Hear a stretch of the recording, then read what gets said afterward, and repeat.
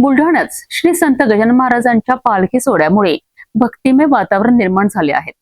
57व्या पालखी सोहळ्यानिमित्त संत गजानन महाराजांची पालखी मेहकर येथून शेगावच्या दिशेने मार्गस्थ झाली।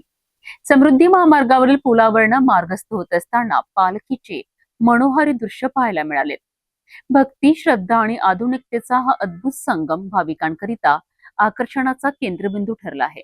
श्री संत गजानन महाराजांची पालखी 15 ऑगस्ट रोजी सकाळी मेहकर येथून शेगावाच्या दिशेने भक्तिमय वातावरणात मार्गस्थ झाली आहे।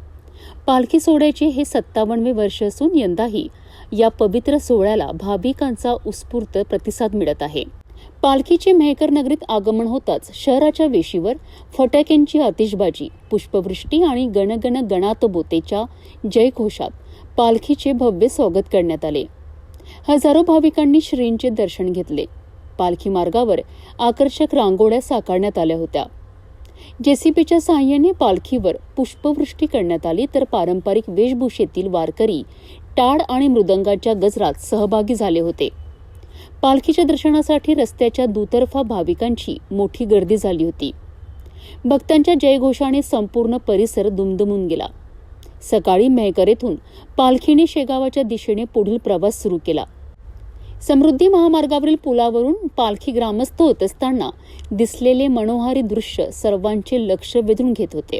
एका बाजूला आधुनिकतेचे प्रतीक असलेला समृद्धी महामार्ग आणि दुसऱ्या बाजूला भक्ती आणि श्रद्धेने भारलेला पालखी सोहळा, असा अद्भुत संगम यावेळी पाहायला मिळाला। गणगण गणात बोते आणि श्री गजानन महाराज की जय च्या जयघोषाने संपूर्ण परिसर भक्तिमय झाला। 57व्या पालखी सोहळ्यात सहभागी होण्याकरिता भाविक मोठ्या संख्येने उपस्थित होते। भक्ती, श्रद्धा आणि वारकरी परंपरेचा अनुभव देणारा श्री संत गजानन महाराजांचा 57वा पालखी सोहळा मोठ्या उत्साहात साजरा सुरू आहे।